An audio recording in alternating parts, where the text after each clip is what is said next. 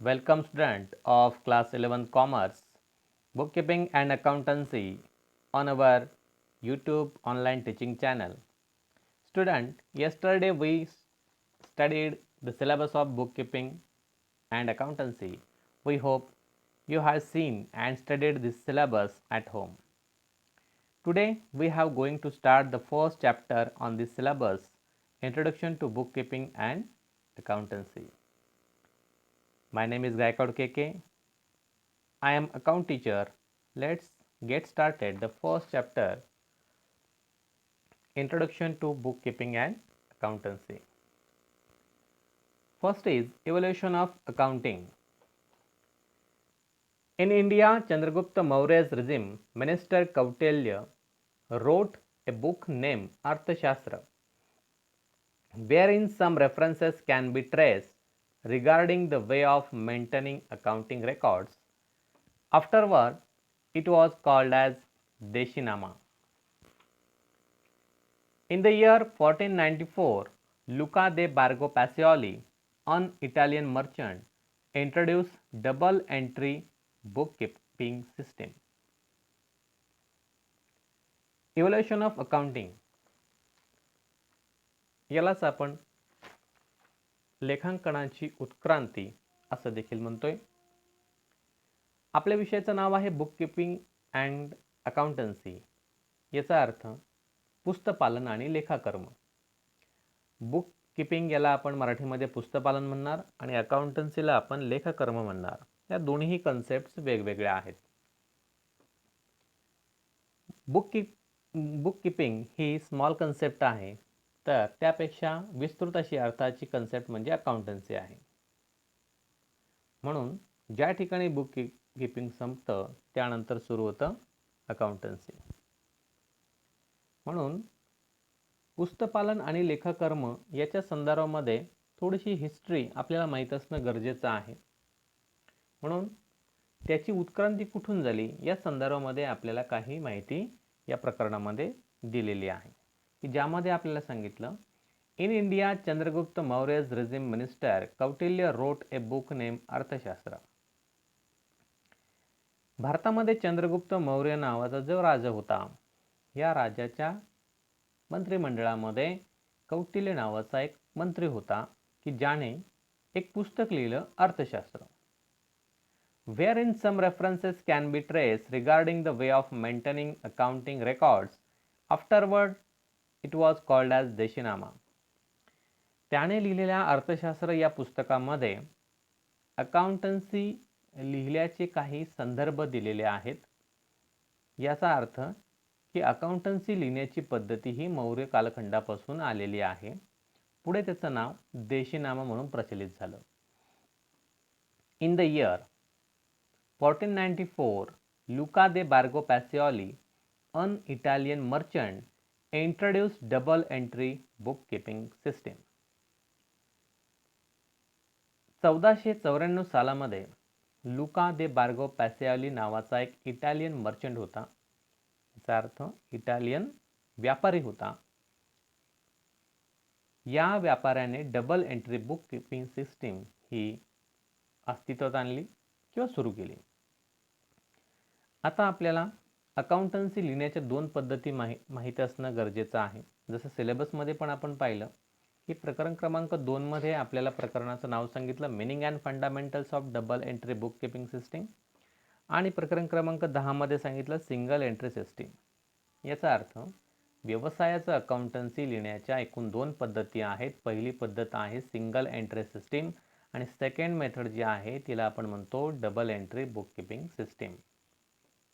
जे small sizes business असतात, जे छोट्या आकाराचे बिझनेस असतात, असे जे बिझनेस आहेत किंवा व्यापार आहेत, या व्यापारांमध्ये सिंगल एंट्री सिस्टीम यूज केली जाते. तर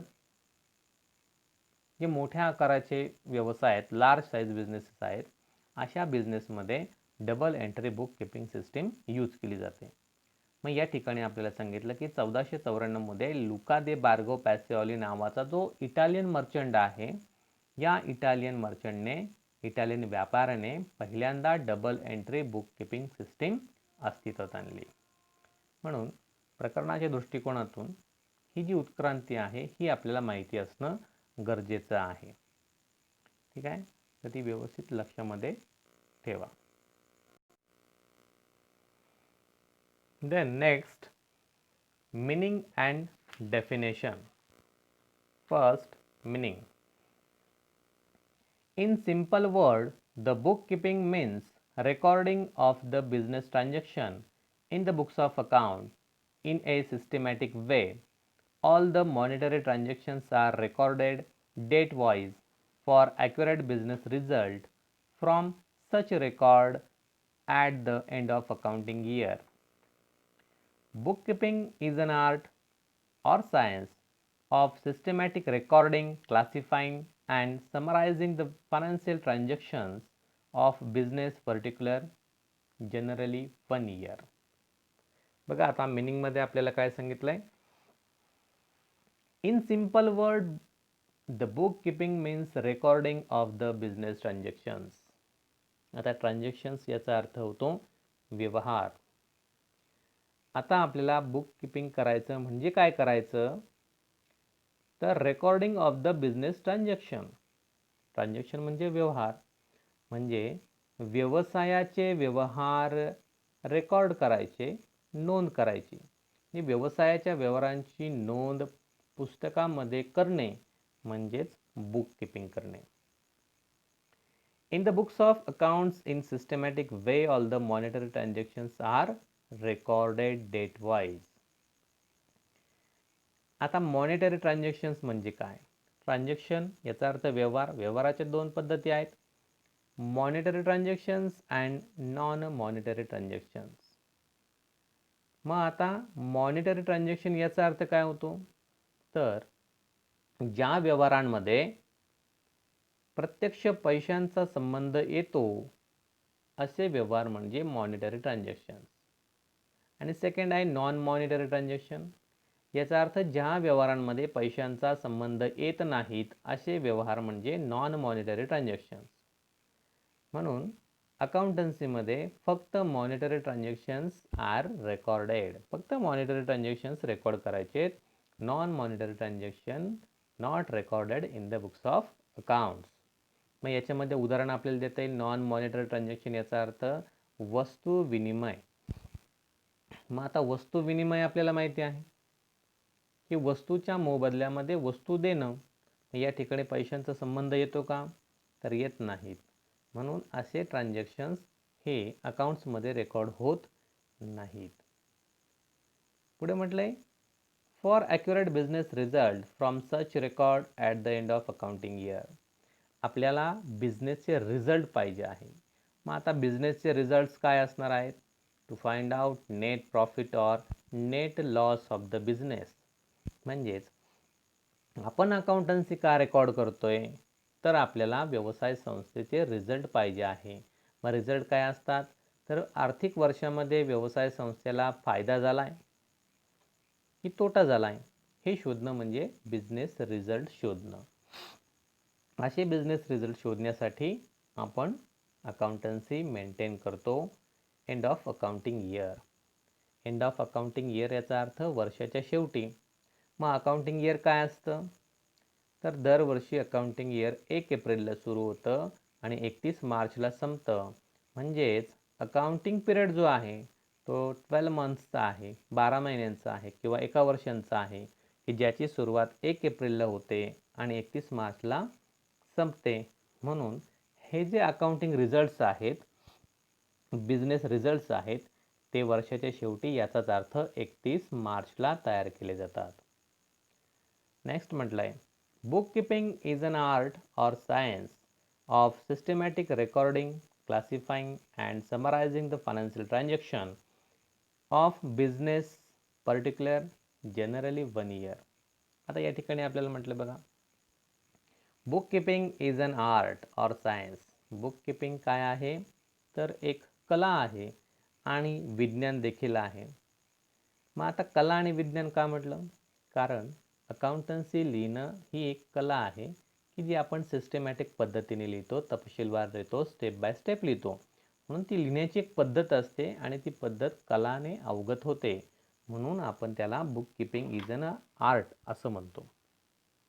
तसंच आपण म्हटलं की book keeping is an art or science, म्हणजे बुक किपिंग ही सायन्स पण आहे, याचा अर्थ विज्ञान पण आहे. मग विज्ञान आहे तर विज्ञानामध्ये काय असतं, तर विज्ञानामध्ये नियम दिलेले असतात आणि सगळे नियमाद्वारे विज्ञान चालतं. त्याप्रमाणे अकाउंटन्सीमध्ये देखील नियम दिलेले आहेत आणि त्या नियमावरती संपूर्ण अकाउंटन्सी चालतं. म्हणून या ठिकाणी आपल्याला म्हटलं आहे book keeping is an art or science. म्हणून त्या सायन्सच्या नियमाप्रमाणे अकाउंटन्सीमध्ये 3 गोल्डन रूल्स असतात, पर्सनल, रिअल अँड नॉमिनल. याच्यावरती पूर्ण अकाउंटन्सी चालतं. म्हणून या ठिकाणी आपण म्हटलं आहे book keeping is an art or science. Systematic recording, classifying and summarising, म्हणजे आपण काय करतो तर रेकॉर्डिंग करतो, क्लासिफाईंग वर्गीकृत करतो, त्याचबरोबर समरायझिंग करतो म्हणजे सारांश रूपाने लिहितो. काय तर financial transaction of the business, व्यवसायाचे आर्थिक स्वरूपातले व्यवहार हे आपण रेकॉर्ड करतो. जनरली 1 इयर, जसं आपण वरती पाहिलं की 1 April to 31 March every year हा जो पिरियड असतो तो अकाउंटिंग पिरियड असतो. तर आपण एका वर्षासाठी हे सगळे व्यवहार करत असतो. तर साधारणतः हे मीनिंग आपण लक्षात ठेवणं अपेक्षित आहे. नेक्स्ट आहे definition of book keeping. First, J.R. Batley-Ball. Bookkeeping is an art of recording business in set of books. आता पहिल्या व्याख्येमध्ये जसं मागे आपण अर्थामध्ये पाहिलं त्याप्रमाणे सांगितलंय, book keeping is an art of recording business in set of books. एक पुस्तकांचा संच आहे, याला आपण सेट ऑफ बुक्स म्हणतो, की ज्यामध्ये आपण बुक किपिंग करायचं आहे. याचा अर्थ पुस्तक लिहायचं आहे. Is an art of recording business, बिझनेसचे जे ट्रान्झॅक्शन्स आहेत, व्यवहार आहेत, ते एका पुस्तकामध्ये लिहून ठेवायचे, त्याला आपण म्हणतो बुक किपिंग.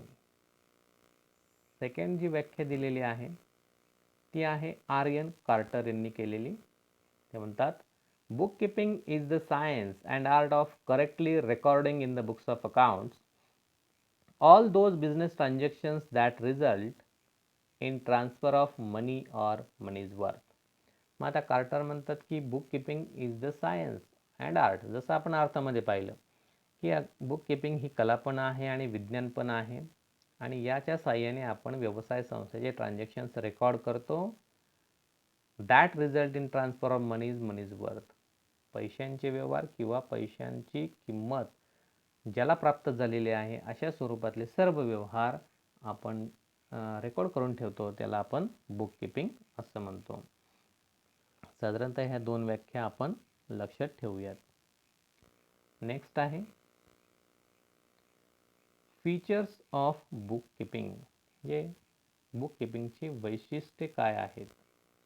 त्यामध्ये आपल्याला अर्थावरून आणि व्याख्येवरून काही वैशिष्ट्ये तयार करता येतील. तर पहिलं वैशिष्ट्य आपल्याला सांगता येईल, it is the method of recording day to day business transaction. Book keeping काय आहे तर एक पद्धती आहे की ज्याच्यामध्ये day to day business transactions record होतात, म्हणजे दर दिवशीचे ट्रान्झॅक्शन्स रेकॉर्ड होतात कोरोलॉजिकल ऑर्डर याप्रमाणे, म्हणजे जे अगोदर येईल ते ट्रान्झॅक्शन पहिल्यांदा रेकॉर्ड होईल. याप्रमाणे 1 एप्रिल ते 31 मार्च दरम्यान येणारे डेट वाईज सगळे ट्रान्झॅक्शन्स यामध्ये रेकॉर्ड केले जातात. Number 2, only financial transactions are recorded. जसं आपण अर्थामध्ये पाहिलं monetary transaction and non monetary transaction. Only monetary transactions are recorded in the books of account and non monetary transactions are not record in the books of accounts. म्हणजे जे आर्थिक स्वरूपाचे व्यवहार आहेत तेच फक्त या ठिकाणी रेकॉर्ड केले जातील. बार्टर सिस्टीम किंवा वस्तू विनिमय याच्यामध्ये रेकॉर्ड होणार नाहीत. Next, all records are prepared for a specific period useful for future references.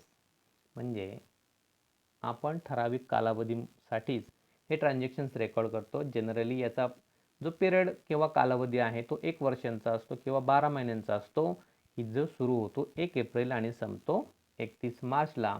ज्याचा उपयोग आपण भविष्यकालीन रेफरन्स किंवा संदर्भासाठी देखील त्याचा उपयोग करू शकतो. नेक्स्ट आहे records of transactions are based on rules and regulation. आता बघा याच्यामध्ये आपल्याला सांगितलं की record of transactions are based on rules. तसं आपण अर्थामध्ये पाहिलं की book keeping is an art or science. Science का म्हटलं आहे तर यामध्ये विज्ञान आहे. विज्ञानात ज्याप्रमाणे नियम असतात त्याप्रमाणे अकाउंटन्सीमध्ये पण नियम असतात. त्या नियमाच्या आधारे आपण अकाउंटन्सी लिहितो. म्हणून इथं रूल्स आहेत आणि रेग्युलेशन पण आहेत. कायदे आहेत, तरतुदी आहेत. त्या कायद्या आणि तरतुदीनुसारच आणि नियमाप्रमाणेच आपण ट्रान्झॅक्शन्स रेकॉर्ड करायचे असतात. म्हणून हे एक वैशिष्ट्य आपल्याला सांगता येईल. And last, it is an art of recording business transaction scientifically. जसं वरती आपण याच्यावरती चर्चा केलेली आहे. अर्थामध्ये पण पाहिलं आणि व्याख्येमध्ये पण पाहिलं की ही बुक किपिंग ही कला आहे आणि विज्ञान देखील आहे. कला या अर्थाने आपण वापरतो की तिची पद्धती आहे आणि त्या पद्धतीप्रमाणेच आपल्याला बुक किपिंग करावं लागतं आणि त्यामध्ये नियम आहेत आणि नियमाप्रमाणेच आपल्याला ते लिहावं लागतं. म्हणून हे कला पण आहे आणि विज्ञान पण आहे. साधारणतः आपल्याला अर्थ आणि व्याख्यावरून अशी वैशिष्ट्ये सांगता येतील. मग आपल्याला वैशिष्ट्ये माहीत असणं गरजेचं आहे. तर आज आपण आजच्या तासाला अ इव्हॉल्युशन ऑफ अकाउंटिंग याचा अर्थ व्यवसाय संस्थेची उत्क्रांती पाहिली. त्याचबरोबर बुक किपिंगची जे मिनिंग आहे ते आपण पाहिलं, डेफिनेशन पाहिली आणि त्याचबरोबर फीचर्स ऑफ बुक किपिंग याचाही अभ्यास आपण या तासाला केलेला आहे. दिलेली माहिती आपल्याला समजली असेल. सर्व माहिती ही पुस्तकामध्ये दिलेली आहे. घरी आपण पुस्तक बघा, त्यामध्ये सगळी माहिती दिलेली आहे आणि ती वाचा आणि आपल्या वहीमध्ये त्याच्या नोट्स काढून ठेवा की ज्या परीक्षेसाठी उपयुक्त असणार आहेत. यावरती प्रश्न विचारले जातात. म्हणून आजची माहिती आपल्याला समजली असेल अशी अपेक्षा करतो. पुढच्या तासाला आपण या पुढचा जो काही पार्ट आहे तो घेणार आहोत. तर आपण घरी अभ्यास करावा. थँक्यू.